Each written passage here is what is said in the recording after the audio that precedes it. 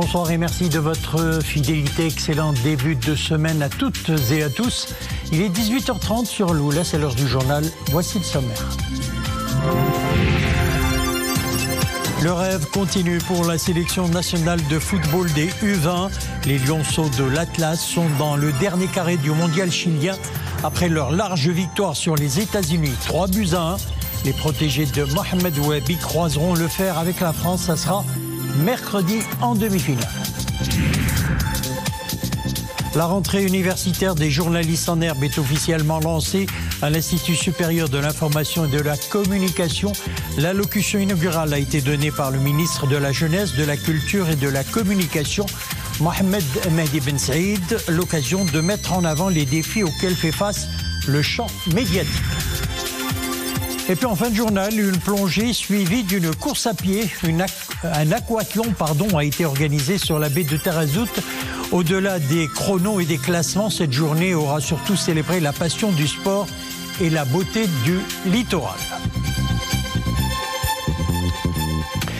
Nous entamons le journal par le sport et la Coupe du Monde des U20 qui se déroule au Chili. Héroïque, combatif, les Lionceaux de l'Atlas ont fait plier la sélection américaine sur un score large de 3-1. La sélection nationale espère aller le plus loin possible dans la compétition. Et pourquoi pas décrocher le titre et ramener le trophée à la maison. Zakaria Mokhenbillah revient sur les temps forts de la rencontre. Ils ont réussi à rééditer l'exploit de leurs aînés en 2005 en se qualifiant en demi-finale du mondial U20. Au coup de sifflet final, les Lionceaux de l'Atlas laissent exprimer toute leur joie après une victoire bien méritée contre de redoutables adversaires que sont les États-Unis. Pourtant, la tâche était loin d'être facile. Les sélections marocaines et américaines ont abordé la rencontre avec prudence avec une légère possession de balle pour les Américains. 31e minute, depuis le flanc gauche, Saad El Haddad mène l'offensive. Le ballon parvient à Othman Mahamma qui tente sa chance. Le ballon est repris par Fouad Zehouani qui réussit à mettre le cuir au fond des filets.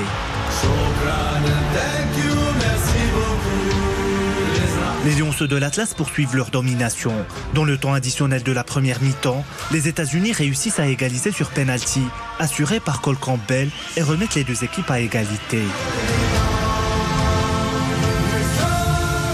On est très contents, on est très fiers de ce que les joueurs donnent sur le terrain. Je crois que c'est la différence qui se fait entre nos joueurs et les autres équipes. C'est ce que j'ai dit à mes joueurs aussi, c'est à part le Mexique peut-être, il n'y a aucune nation aussi dans cette Coupe du Monde qui se bat pour un pays comme les nôtres. Personne. Personne qui sent vraiment cet encouragement, le fait de rendre fier tout un peuple. Il n'y a personne. Et donc je pense que c'est ça qui fait la différence. Au retour des vestiaires, l'équipe nationale reprend l'avantage grâce à un tir dévié par Joshua Winder contre son camp à la 66e minute. Les protégés de Mohamed Wahbi reviennent à la charge à la 87e minute et aggravent le score avec un troisième but signé Yassine Gassim. Score final, 3-1. Othman Mahamma est désigné homme du match par la commission technique de la FIFA. Je suis content de ce qui se passe aujourd'hui. On a montré le vrai visage du Maroc. J'espère que le peuple sera content de nous. Donc aujourd'hui, franchement, c'est une grosse victoire. On a joué avec nos armes et je suis très fier du peuple et de l'équipe. L'ambiance, elle est magnifique. Encore, là, c'est que le début. On va aller au vestiaire, on va fêter ça. Après, demain, on va se concentrer sur le match, Inch'Allah. On va se concentrer sur le prochain match, la demi-finale, qui est très importante. Et vraiment, je suis content aujourd'hui. Le Maroc affrontera en demi-finale la France, vainqueur de la Norvège 2-1. Rendez-vous ce mercredi au stade Elias Figaro à Brander de Valparaiso à 21h. Pour décrypter le parcours des Lionceaux de l'Atlas, nous avons le plaisir de recevoir sur le plateau ce soir Amine Birouk, journaliste sportif et rédacteur en chef de Radio Mars. Bonsoir Amine. Bonsoir. Alors, à part un faux pas face au Mexique, c'est un parcours des plus honorables pour les Lionceaux de l'Atlas. Après l'Espagne, le Brésil, le Mexique, la Corée du Sud et hier soir, bien sûr, les États-Unis. Les protégés de Mohamed Wahbi sont dans le dernier carré du mondial U20, une place, il faut le dire, des plus méritées. Plus que méritée, parce que franchement, dans l'élite du football mondial, aujourd'hui, le Maroc fait partie, aujourd'hui, à une place à part. il y a un avant et un après Qatar 2022. Et cet exploit ou ces résultats ne sont que la continuité de ce qui a été entrepris. On a vu une équipe rigoureuse, sérieuse, disciplinée, bien en place défensivement, qui a su jouer avec ses armes, avec un état d'esprit exceptionnel et surtout une efficacité dans les deux surfaces. On a été très rigoureux défensivement, on a pris à chaque fois des buts sur penalty, mais pas sur une action de jeu. Et à chaque fois qu'on a pu, je dirais, nous présenter dans la surface de réparation adverse, il y a eu du danger, soit but, soit une occasion nette. On l'a vu hier face aux Américains, qui ont eu quand même plus de 70% de possession, mais qui ont été très stériles. Dès le début. Mais qui ont été très stériles, parce que le gardien de but marocain, Yanis Benchaouch, n'a eu qu'un arrêt à effectuer à la 82e minute. Alors qu'à chaque fois qu'on avançait, qu'on arrivait à faire le jeu, à nous créer des opportunités, il y avait danger dans la défense américaine. Je pense qu'aujourd'hui, il y a une identité de jeu marocaine, il y a un entraîneur qui a su façonner un état d'esprit, un groupe, des jeunes ambitieux, et aujourd'hui, j'ai l'impression qu'on ne fête pas assez ces résultats, qu'on ne les valorise pas assez. On ne sort plus dans la rue pour fêter ses qualifications, ses victoires, parce qu'on sait qu'on est capable de beaucoup mieux faire. Et aujourd'hui, la prochaine marche, c'est une demi-finale de Coupe du Monde U20. Il y a eu l'année dernière les demi-finales des JO, une médaille de bronze méritée. Il y a eu Qatar 2022. Je pense que le football marocain et notamment les équipes nationales sont sur la bonne voie. Alors, nous le disions, rien ne semble donc arrêter les lionceaux de l'Atlas. Dans quel état d'esprit Mohamed Wahbi et les joueurs, les lionceaux de l'Atlas, et surtout les coéquipiers de Yassir Zabiri, je tiens à le souligner, un excellent joueur, vont-ils donc aborder cette demi-finale face à la France, une équipe rodée, il faut le dire, à ce genre de compétition? Une équipe rodée à ce genre de compétition. Les Français ont été champions du monde en 2013 avec la génération Paul Pogba. Mais c'est un adversaire que nous connaissons parce qu'on l'a affronté en 2024 en amical avec une victoire difficile des Français, 4-3. Ça se jouera sur quelques détails. Les Français se présentent en position d'outsider parce qu'ils étaient troisième de leur groupe, il faut le dire. Ils se sont qualifiés en tant que meilleur troisième. Ils ont souffert avec une énorme défaite face aux Américains. Ils ont gagné difficilement face au Japon et ils ont encore souffert hier devant la Norvège. Donc il y a un coup à jouer. Il faut croire en ses chances. Il faut respecter le plan de match qui va être confectionné par le coach. Et surtout, il faut laisser de côté les célébrations du match face aux États-Unis. Il faut voir beaucoup plus haut, beaucoup plus loin, parce que ce groupe a le potentiel d'aller en finale et même au-delà. Et ce groupe tentera surtout de rééditer l'exploit de leurs aînés, c'était en 2005, bien entendu. Alors, parmi les joueurs présents au Chili, 4 jeunes formés ou passés par l'Académie Mohamed VI. Des talents tels que donc Fouad Zahouani, Houssam Sdaq, Yassir Zabiri, on en parle à l'instant, et Yassine Khalifi. Il faut dire que ce sont donc des joueurs qui incarnent la réussite d'un modèle de formation devenu une référence en Afrique, mais également dans le monde entier. Oui, avec la vision de Sa Majesté le roi Mohamed VI, l'Académie Mohamed VI est devenue un modèle du genre en Afrique et dans le monde. 4 joueurs, ce sont 4 porte-drapeaux de l'Académie Mohamed VI. Ce sont des joueurs qui ont réussi à s'expatrier par la suite après un transit à l'Ittihad de Touarega. Je pense à Zabiri qui joue à Familcao et à Khalifi qui joue en Belgique. Il y a Sadr et Zahouani qui sont des éléments de l'Union Touarega, mais ça ne saurait tarder de les voir également faire le grand saut en Europe. Et dans ce groupe, il y a 10 joueurs qui ont été formés localement. Il y a des joueurs de l'AS FAR, il y a des joueurs du COCAB de Marrakech, de la Renaissance sportive de Berkane. C'est-à-dire le travail qui a été effectué par ces quelques clubs formateurs, par les centres fédéraux, que ce soit à Mamoura ou sur les centres régionaux. Et aujourd'hui, on va résumer tout ça. 25 sélections nationales, avec des programmes de préparation, de direction technique nationale, un projet de jeu, puisque, comme vous l'avez pu le constater, l'équipe nationale U20 joue de la même façon que les U17 ou que les Olympiques ou les A. Il y a une identité de jeu, une école marocaine qui est en train d'émerger, de prendre forme. Et puis surtout, aujourd'hui, il y a la réussite des équipes nationales avec le travail qui a été effectué par la Fédération marocaine de football. Cette conjonction, cette vision de Sa Majesté, la concrétisation également de la part de l'Académie, puis de la part de quelques clubs et de la Fédération, nous donne ce résultat qui nous fait honneur. Alors, on rappelle, mercredi, c'est mercredi 21h face à la France. Et le Maroc a toutes ses chances, bien entendu, de poser pied en finale. Et on dira impossible n'est pas marocain pour une fois. Voilà. Merci Amine Birouk. Je rappelle que vous êtes journaliste sportif et rédacteur en chef à Radio Mars. Merci pour cet éclairage. L'Institut supérieur de l'information et de la communication lance la nouvelle année universitaire 2025-2026, une rentrée marquée par une allocution inaugurale donnée par le ministre de la Jeunesse et de la Culture et de la Communication, Mohamed Mehdi Ben Saïd, l'occasion de braquer les projecteurs sur les profondes mutations que connaît la profession et ses pratiques à la fois sur le plan national et international. Abir Mellouki, Saïd Ijassi, Iman Ablou et Mohamed El Jabri. Les voilà au complet. Corps professoral, étudiants et journalistes, tous réunis autour des enjeux du métier, ceux d'aujourd'hui et de demain, et c'est l'axe de l'allocution inaugurale de la nouvelle année universitaire, donnée par le ministre de tutelle.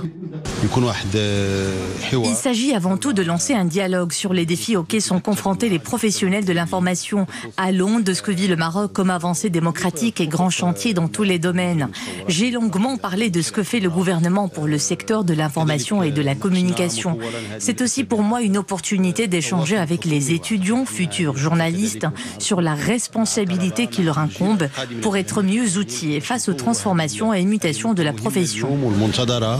Et ces mutations sont nombreuses. Transformation numérique, changement des modèles économiques des entreprises de presse et bien d'autres encore. Le métier se transforme, tout comme ses canaux et ses pratiques. Cette nouvelle rentrée universitaire se caractérise par un certain nombre de réformes de l'enseignement supérieur et d'autres dont lesquelles s'engage l'ISIC pour accompagner les défis de demain.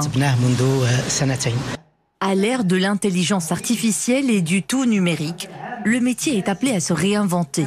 De nouvelles pratiques émergent désormais dans le microcosme médiatique, d'ici et d'ailleurs. L'actualité internationale nous mène ce soir au Proche-Orient. Les derniers 20 otages israéliens vivants qui étaient retenus dans la bande de Gaza ont été libérés ce lundi par le mouvement palestinien Hamas. En contrepartie, Israël a procédé à la libération de plus de 1900 Palestiniens prisonniers dans les prisons israéliennes, notamment celle d'Ofer en Cisjordanie occupée. Dans un discours prononcé à la Knesset, Donald Trump a salué la fin d'un long cauchemar pour les Israéliens et les Palestiniens. Le président américain a évoqué l'aube historique d'un nouveau Moyen-Orient et le début d'une grande concorde et d'une harmonie durable. Donald Trump a quitté d'ailleurs Israël pour Sharm el-Sheikh en Égypte où doit se tenir le sommet sur Gaza. Direction la France où le deuxième gouvernement de Sébastien Lecornu est entré en fonction. L'objectif à court terme, éviter une censure possible dès cette semaine et de déposer un projet de budget dans les temps. Le Premier ministre a réuni ses nouveaux ministres en fin de matinée.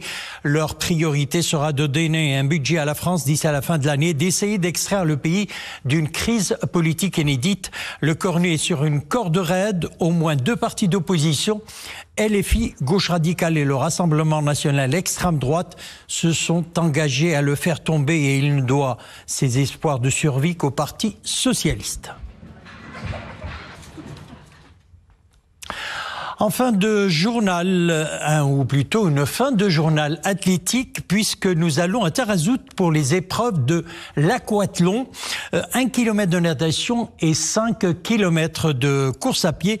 La compétition a réuni jeunes et moins jeunes. Ils étaient nombreux hier à prendre part à la première édition de cette compétition organisée par l'association Sud des amateurs de la nature. Nourdine Sabir, Mohamed El Jabri et Sofia Fegroud.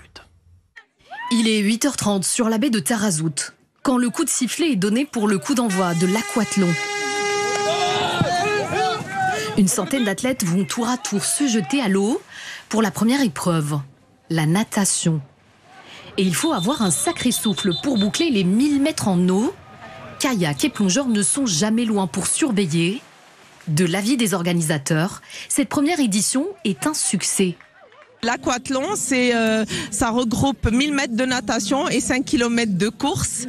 Nous sommes heureux du nombre de participants. Pour une première édition, nous sommes à 250 participants qui viennent de tout le Maroc. Et on espère encore plus de participants pour les éditions prochaines. Une fois sortis de l'eau, c'est la transition. Le temps de se changer, de s'équiper Place à l'épreuve course à pied. Ambiance électrique sur fond de cris des supporters. Les athlètes vont courir 5 km le long de l'esplanade du front de mer. À l'arrivée, ils sont accueillis en héros. Le parcours est bien. En natation, la mer était calme, donc j'ai respecté mon chrono. Et en course à pied, l'ambiance était belle. Une foule s'est massée tout le long du parcours pour nous encourager. J'ai pu réaliser mes objectifs.